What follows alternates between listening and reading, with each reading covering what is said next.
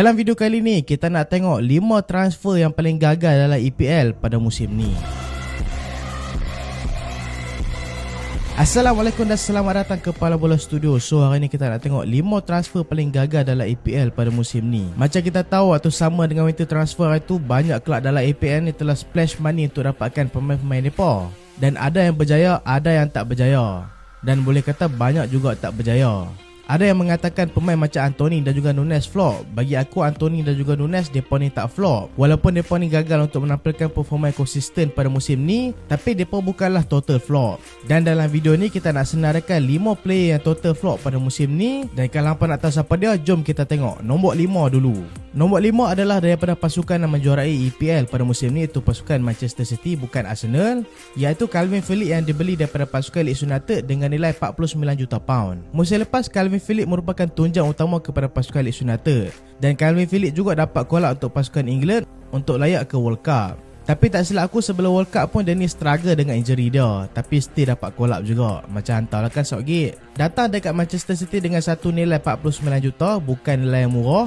Dan setakatlah dalam EPL baru je dia main 12 game dan 2 game je dia start sebagai first E. Dan total baru main 21 game. Walaupun hang tengok 21 game ni banyak, tapi minit permainan dia just 591 minit je.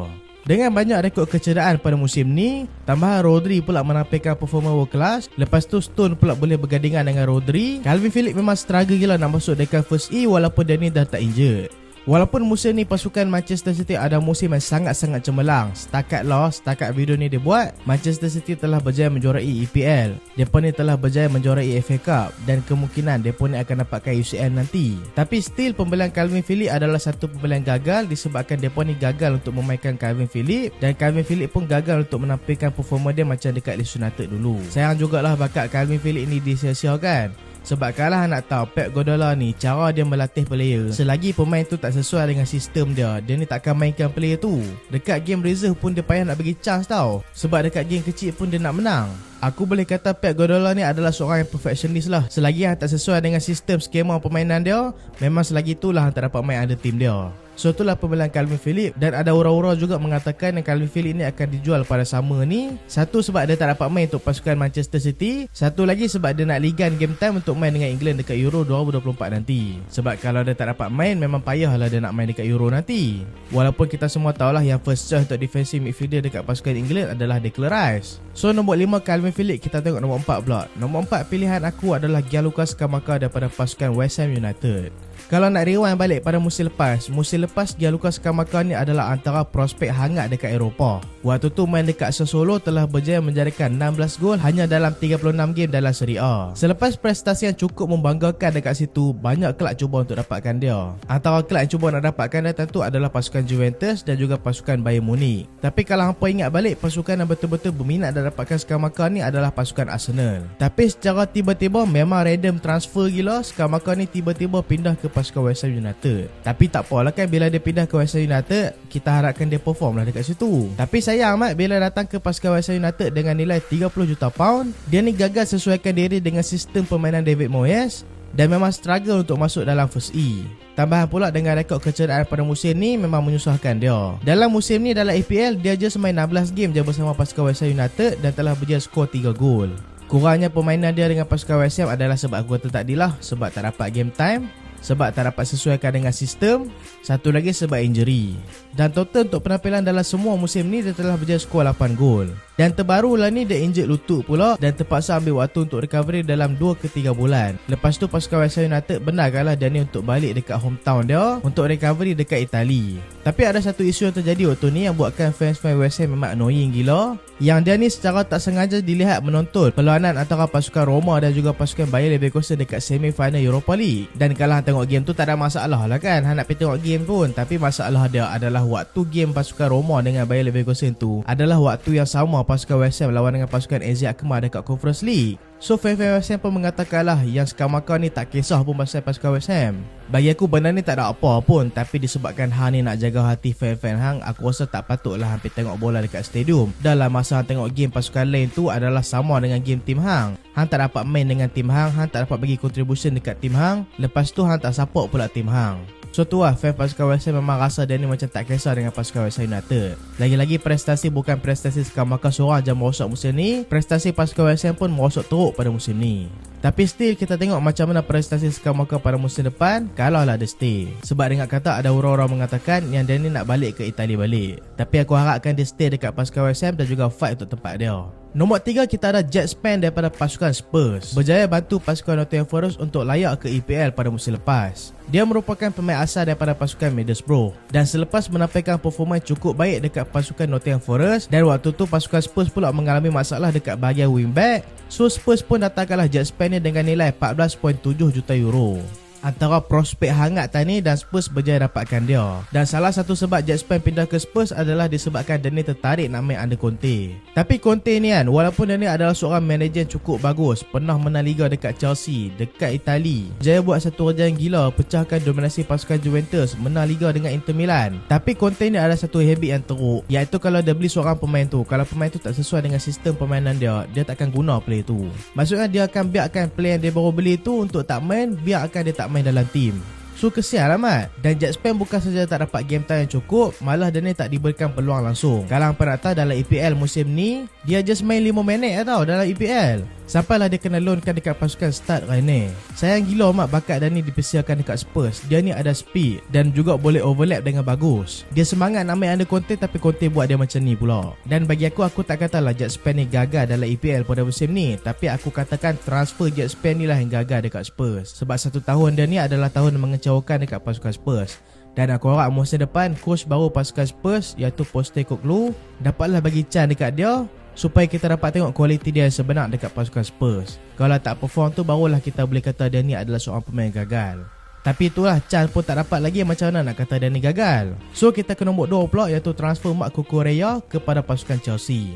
Musim lepas dia ni adalah top 3 fullback yang create paling banyak chance dalam EPL, belakang Trent Alexander-Arnold dan juga Andre Robertson kalau aku tak silap. Antara komponen utama untuk pasukan Brighton under Graham Potter pada musim lepas.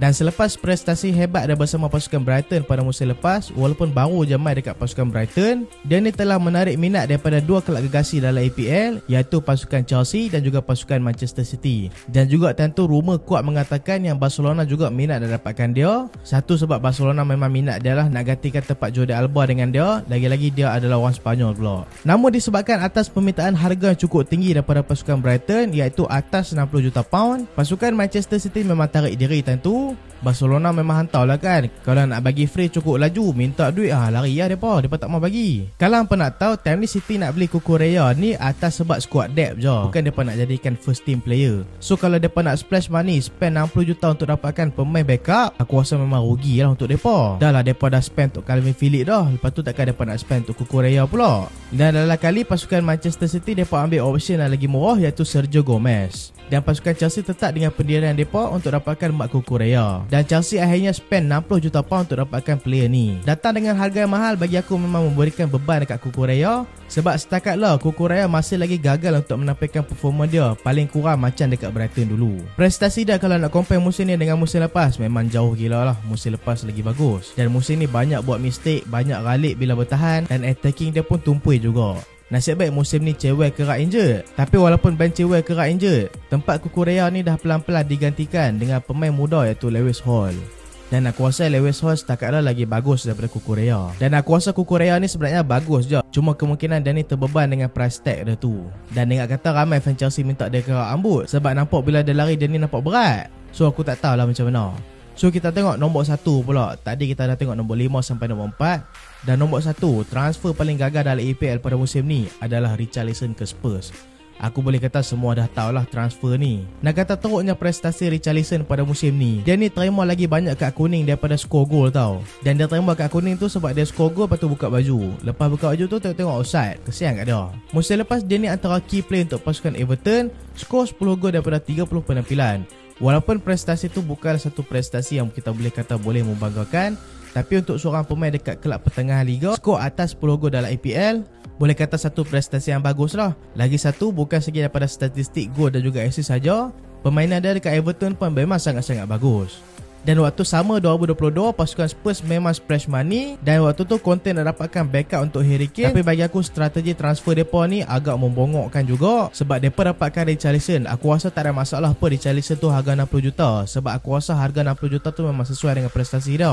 Tapi kalau Spurs dapatkan Richarlison ni just untuk backup je, aku rasa memang rugi gila lah bayar 60 juta semata-mata untuk backup. Nak tambah lagi buruk lagi, Spurs dah bayar mahal dah untuk Richarlison. Tiba-tiba musim ni Richarlison struggle pula untuk skor. Hampir-hampir menamatkan musim ni tanpa skor walaupun 1 gol. Nasib baiklah dia skor lawan Liverpool lah, itu skor 1 gol. Waktu tu celebrate bukan main dah, tiba-tiba kalah pula, kena comeback. Tapi kalau hang tak tengok gol dan juga assist, hang tengok permainan Richarlison. Bagi aku permainan dia ni agak bagus, cuma finishing dia je musim tumpul sangat. Dan menuju ke penghujung musim pun setiap kali dia ni diturunkan, dia ni boleh bagi something dekat pasukan Spurs walaupun gagal untuk skor gol.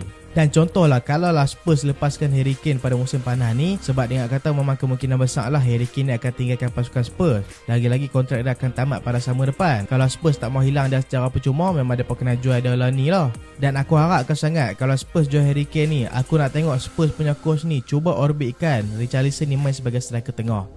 Sebab aku rasa Richarlison ni memang ada kualiti untuk main sebagai striker utama. Tapi still lah nak letakkan dia sebagai striker utama selepas menampilkan prestasi yang buruk pada musim ni adalah satu benda yang berisiko. Memanglah kita kata jangan tengok statistik seorang player tu daripada segi gol dan juga assist je.